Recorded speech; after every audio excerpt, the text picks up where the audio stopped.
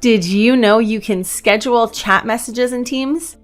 This tool ensures that your chat message is sent at the perfect time and is really helpful if you're managing communication across different time zones.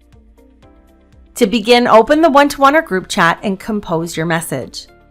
Now you're going to select the plus sign and choose Schedule Message.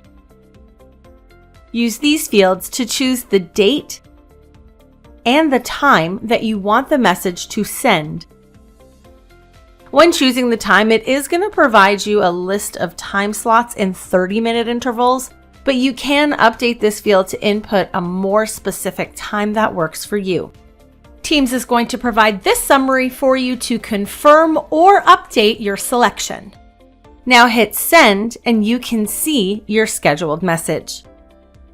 If you needed to update your message after scheduling it, never fear, hover over the message and select the pencil icon here, and now you can update the content of this message. Select the X to discard any changes or the check mark to confirm the changes. If you no longer need to send the message, hover over it and choose the ellipsis, and now you can select delete. Let's watch this message change from scheduled to sent. It's like magic, right? We hope this video helps you to better manage your communication and timing across locations or work hours. Enjoy your workday, friends.